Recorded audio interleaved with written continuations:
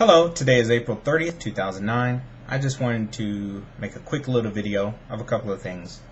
I was listening to a recent show from one of my friends, Wayne Sutton and Kip Bodnar, and they have a show called TalkSocialNews.com. So if you ever want to check that out, check them out over at TalkSocialNews.com. They're pretty cool. They had a really good story today, and the story or the video was in reference to Twitter and the fact that new Twitter people coming into Twitter are only staying on for a very short time, or 60% of them leave within the first month. Something like that is the statistic that has been put out there, and I think that statistic's by some company out there, Garner or somebody like that. Anyways, I have one little part to add to that. I think that what Twitter has done is when you now sign up for Twitter, they give you a listing of all these people, and the listing of all these people are people that they recommend that you follow. So they're already checked off, and if you go ahead and click the button, it will add 20 new followers as soon as you jump into the system. So no longer or gone are the days when you signed up for Twitter and you were nobody. You didn't have any following, you didn't have anybody to follow, you had to find your way around Twitter. And it helped you to understand how it works, and it also showed you what you could do with the system. Now, a lot of people join into Twitter because of the big fad that's now out there. But just as I did when I first joined, I joined and probably Twittered just a little bit, and then all of a sudden I stopped. And when I stopped, after about almost a month, somewhere around in there, I came back. And then I started to really catch on to the value of Twitter. And I think that's the problem right now. They're coming into Twitter with 20 new followers of people who are these celebrities or Shaq or Oprah or whoever they got as the 20 selected people. But they're not selecting true people who've been Twittering for a long time and who Twitter about different things. You have some people who Twitter about relevant issues, some people who Twitter about nothing, and some people who really Twitter and say what they're doing today. So I think that's part of the problem with the whole Twitter problem of people leaving really quickly after they join. They don't put in profile information, things like that, and so I think that's part of the issue.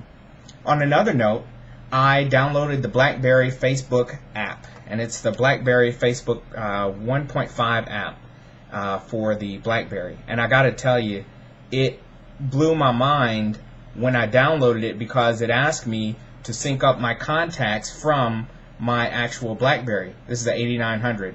It actually asked me to sync that up, and then what it did is it tied into Facebook, and all the pictures of the people who I am a friend of on Facebook were pulled directly into my application on my BlackBerry. So now when I pull up a person's name, I actually have their face on my actual BlackBerry because it tied it in and pulled down those pictures, and I thought that was really cool. Although, you know, if one person's picture is one thing today, I think I'll still have that same picture even though they changed it. So that's a little different, but I don't know how to sync that back up yet. That's another part. So if you got a BlackBerry, and I think you got to have at least one of the newer BlackBerries, you can't have the old RIMs, you can go ahead and download some applications here. One of the other things I saw was Rejaw. Rejaw was created after Twitter, and it was like Twitter, but it gave you more features. Some of the stuff that everybody kept saying, oh, you got 140 characters, I hate that, I can't write enough. Rejaw would let you write, I think it was like, an exorbitant amount of features, or excuse me, of characters that you could write. And you could write a story, a book, if you wanted to.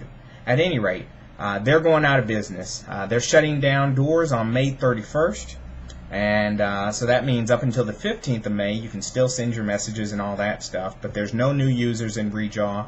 And I know a couple of people at Rejaw, and I was over there for a little while, but you know, I'm on Twitter, I'm on, you know, I'm on Brightkite, I'm on Plurk, I'm on Identica at the time, I'm on Rejaw, and I'm on another one, I think it was Jakku. So I was on all these sites, and I just got tired of it. It was just too much to try and keep my conversation going amongst all of them.